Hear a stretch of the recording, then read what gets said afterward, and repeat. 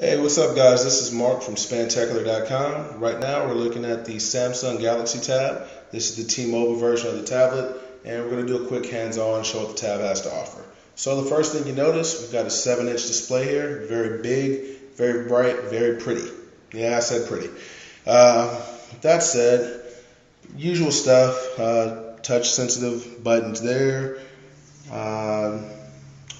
Let's see. Here we've got a 1.3 megapixel front-facing camera. It's for video calls, conferences, and things like that.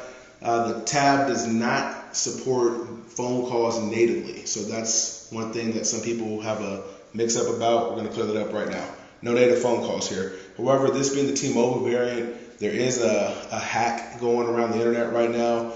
For those of you who are dying to make a phone call on this thing, there's a hack floating around the internet. You can Google search it, look into that, but it doesn't natively do phone calls.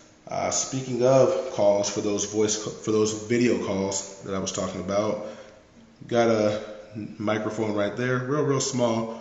Go ahead and try and get that in there. And got a 3.5 audio jack for your headphones. Samsung bundled some really nice headphones with it. Better than some of the things that we've seen with other handsets. Another thing we've got here is a whole lot of fingerprints, but this is a 3.5 megapixel camera with a flash. So not a whole lot in regards to resolution, but this is a tablet, so you have to keep in mind this isn't, I'm not going to show you my password, I'm going to unlock that.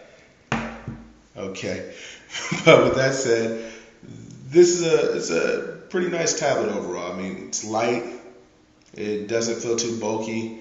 It's a little shy of weighing a pound, so you know it's there, but you don't feel completely weighed down. And it does fit in your pockets. So, 7 inches, Steve Jobs made a comment about that being a dead-on arrival. I don't think so with this one. It's pretty nice. As far as operating system, it's running Android 2.2. It's got a 1 gigahertz processor, power and all that stuff. One drawback that I didn't care for is Samsung bundled their TouchWiz software, or bloatware some people call it, with the tablet here.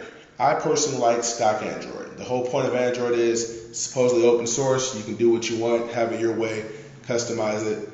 I don't know what's with these companies bundling bloatware with it, but that's their choice. It's their device. So you get 9 customizable screens. You can see mine, it's pretty bare, but as you look, I got a lot up front. It being an Android 2.2 device, it does natively support Flash, and Flash playback is pretty solid on this device. So go ahead and go to the web. I already have my website up, so check that out. That's Flash running. It's not optimized for mobile or anything like that. It just runs pretty solid. I am running this on Wi-Fi, I will say that. The T-Mobile coverage in my area is somewhat spotty, so to give a good demo of what it can do, I did connect it to Wi-Fi. If T-Mobile's solid in your area, you'd probably be fine with it. I've had good coverage with it in some areas, but the tablet's being released on all major carriers anyway, so if you're not a T-Mobile person, you can pick it up on Verizon, Sprint, AT&T, you name it. As far as memory goes, there's 16 gigabytes internal with micro SD support up to an additional 32 gigabytes. That's getting kind of loud because there's stereo speakers down here. So go ahead, get out of that. And, there's the accelerometer in action. It's pretty sensitive, actually. So they got that right, because I've played with some other Android tablets that were a little on the clunky side. So as far as the device as a whole, I enjoy it. I like it. If you're an Android person, you'll love it. Would I recommend, I would see this device as more of a combination. Like if you're in the market for something Android related, this isn't going to replace your handset because, remember, natively it's not a cell phone. So this would be one of those things where if you were able to get it, you don't need a fancy dual phone to go with it. You don't want to get this and have an Evo because that's just like oil and water. It's canceling each other out.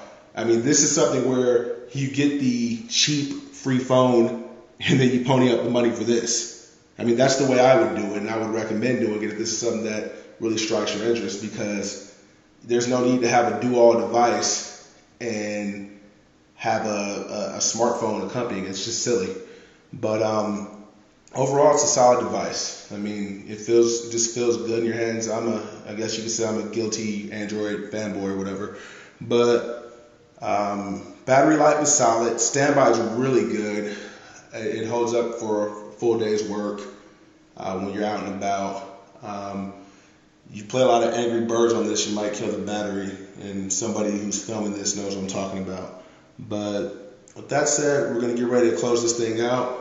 If you have any questions, comments, concerns about the device, what it can do, how does it work, or hey, can you do that, or could you show me how to do that, leave a comment. I'll be glad to check your comments and do something to answer your questions. So with that said, this is Mark from SpanTechLater.com.